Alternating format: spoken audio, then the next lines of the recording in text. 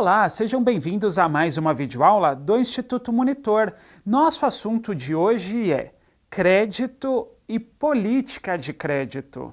Os tópicos a serem abordados nessa aula são definições iniciais, gestão de contas a receber, política de crédito, decisão de crédito, monitoramento e cobrança.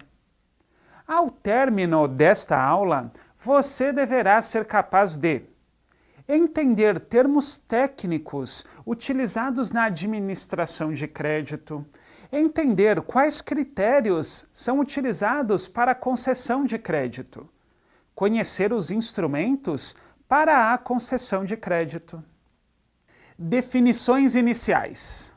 Vamos começar falando a respeito do termo inadimplência.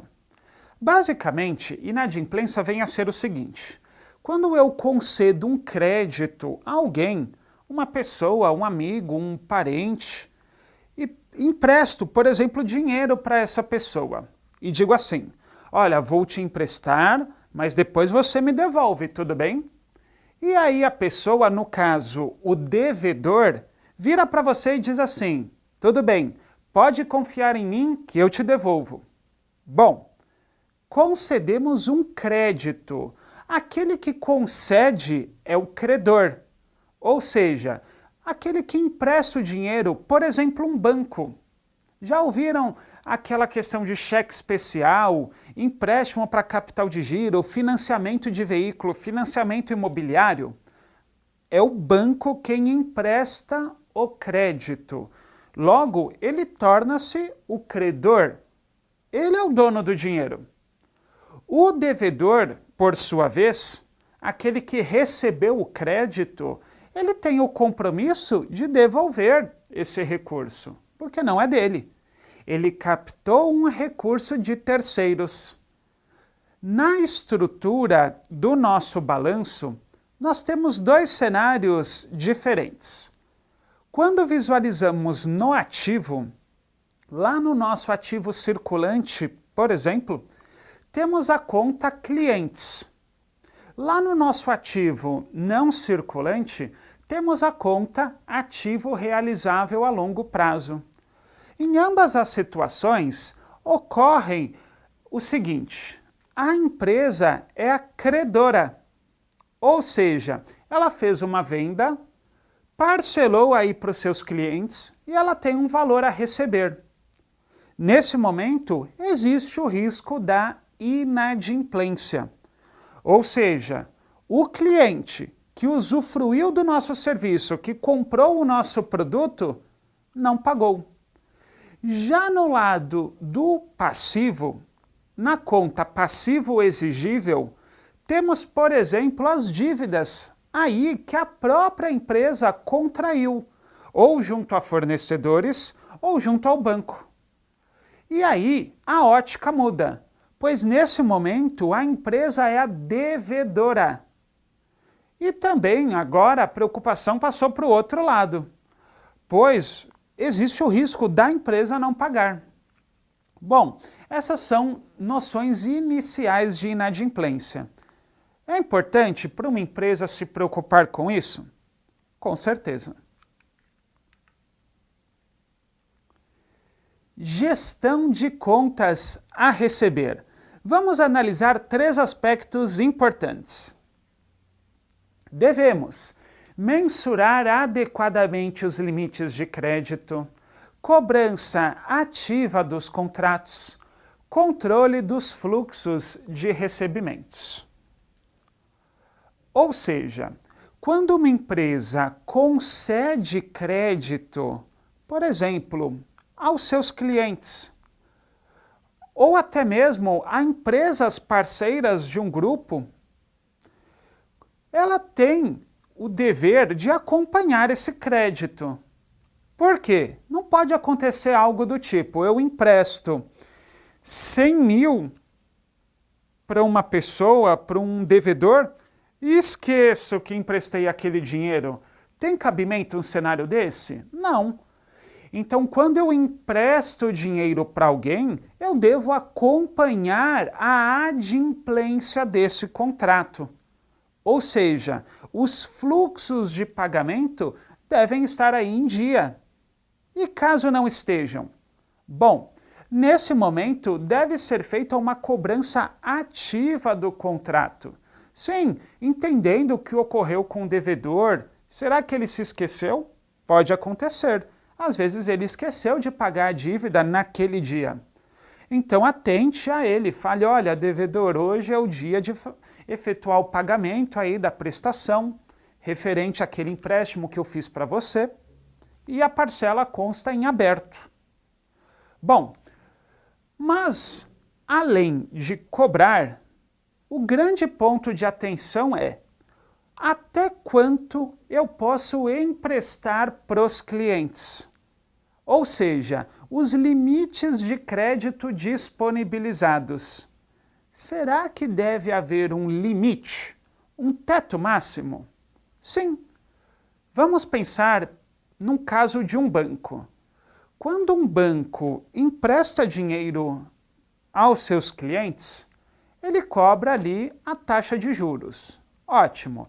Na taxa de juros estão embutidos aí os custos financeiros para o banco, as despesas que ele tem, o custo de captação do dinheiro, já está também precificada a questão da própria inadimplência, entre outras coisas. Mas, quanto maior o valor do empréstimo que o banco concede a um cliente, mais aumenta o risco de concentração. Suponha que eu seja um banco e todo o dinheiro que eu tenho para emprestar, eu direcionei para uma única empresa. Nesse momento, o risco de concentração é altíssimo, porque eu tenho um único cliente. Se ele não pagar, terei sérios problemas. Logo, é necessário que a empresa tenha aí limites de crédito para cada cliente. Porque às vezes, se eu empresto muito dinheiro, concedo muito crédito para um cliente, na base da confiança, às vezes ele não tem nem condição de pagar aquele valor. Então é necessário a gente se atentar então a esses limites prudenciais. Política de crédito. Crédito, já sabemos o que vem a ser. Quando eu concedo dinheiro, empresto recursos, disponibilizo limites de parcelamento aos meus clientes. Mas assim, algumas organizações terão uma política de crédito mais restritiva, outras mais agressiva. Como assim? Se eu tenho uma política de crédito mais conservadora, é natural que eu tome, assim, mais medidas de segurança. Vou pedir um tempo de relacionamento junto ao meu cliente. Então, assim, se eu sou um cliente novo, você não vai ter crédito comigo, você não pode parcelar as vendas. Já se você é um cliente que tem um histórico de relacionamento com a nossa instituição, bom, para você eu consigo disponibilizar limites de créditos mais atrativos. Já outras organizações, elas vão, por exemplo, se expor mais ao risco de crédito. Então, ainda que seja um cliente novo, que não tenha histórico, quando você visualiza ali, existe um risco maior de inadimplência, a organização ainda assim opta em conceder o crédito. Ela está mais disposta a assumir riscos. Mas o que seria, então, a política de crédito? A política de crédito deve oferecer orientação para a decisão de crédito, fixando parâmetros e diretrizes a serem observados. A política de crédito é composta por prazo de crédito, seleção de clientes e limite de crédito. Dentro da política de crédito, existe uma metodologia que é chamada os Cs do crédito. Vamos a eles. Os Cs do crédito podem ser caráter, capacidade, capital, condições, colateral e conglomerado. Vamos entender em resumo os Cs do crédito? O primeiro deles, a questão do caráter. Ajuda bastante se eu já tenho um relacionamento com o meu cliente no momento da tomada de decisão do crédito. Por quê? Se eu já possuo um histórico com o meu cliente, histórico de relação comercial, fica mais fácil para eu saber se ele é um bom pagador ou não. Mas e se for um cliente novo? Não sei o histórico de pagamento dele. Quais são as alternativas? Muitas empresas, fornecedores, bancos, eles fazem pesquisas em vários sistemas.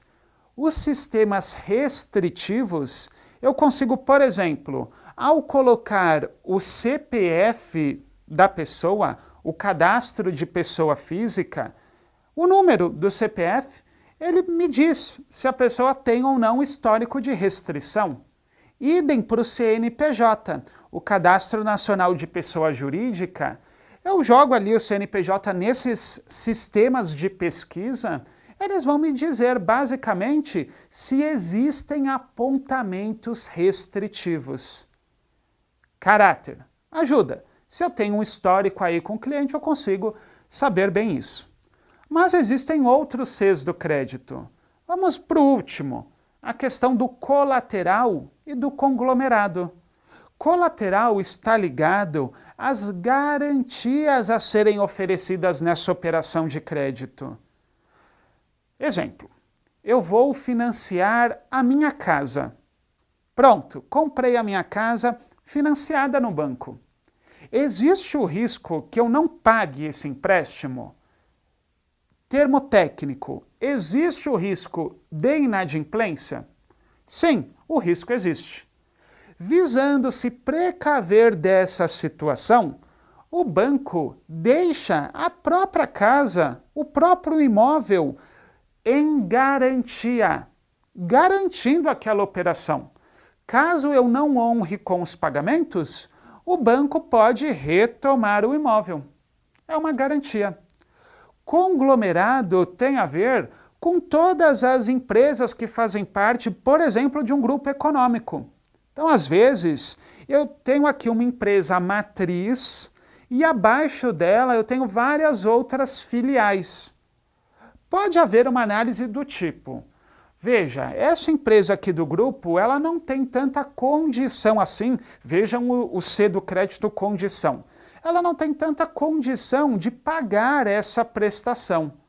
Mas a empresa matriz, a dona, tem condição. E se fizéssemos um colateral da seguinte forma, a empresa tomadora será aí o devedor, mas a gente coloca um fiador, um avalista, que vai ser essa empresa, a dona, a holding, a matriz. Normalmente é assim que olhamos nos Cs do crédito. Atentem-se a isso. Muitas instituições financeiras e até grandes empresas aí que concedem crédito utilizam hoje em dia de sistemas. E nos próprios sistemas são ponderados os Cs do crédito. Existem as análises de Credit Score, onde eu vejo basicamente apontamentos, histórico, informações de mercado, e a metodologia Behavior Score, onde aí eu já entro no mérito mais de comportamento, histórico do cliente junto à minha empresa. Monitoramento e cobrança.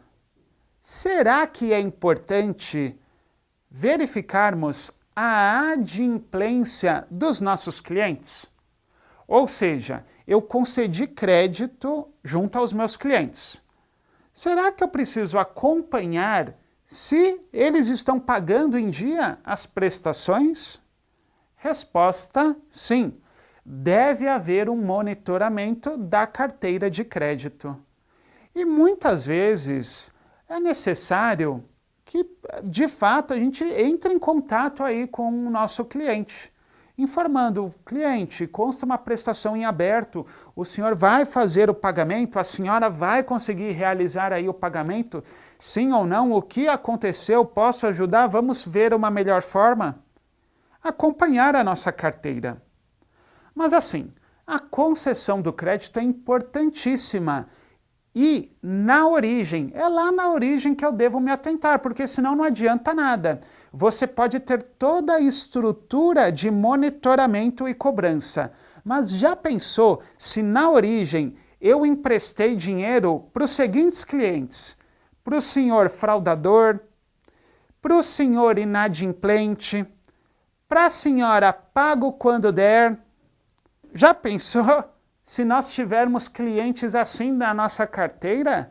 Bom, então a origem é muito importante, mas a cobrança e o monitoramento também.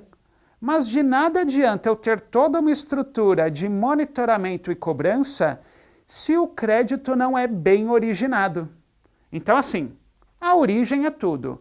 Cês do crédito, limites de concessão e prudência no momento aí de confiar nos nossos devedores. Tenho para você 3 dicas. Uma é uma dica de livro, o outro é um link onde você vai poder se aprofundar aí nessa questão de políticas de crédito, Cs do crédito, e também um pequeno trecho do chamado Código de Defesa do Consumidor. Atentem-se ao artigo 71, que fala um pouco a respeito aí de como a cobrança junto aos devedores pode ou não ser feita. Dica de leitura: análise de risco e crédito. Chegamos ao final de mais uma videoaula do Instituto Monitor sobre crédito e política de crédito. Espero que tenham gostado. Frequente nossas redes sociais. Até a próxima!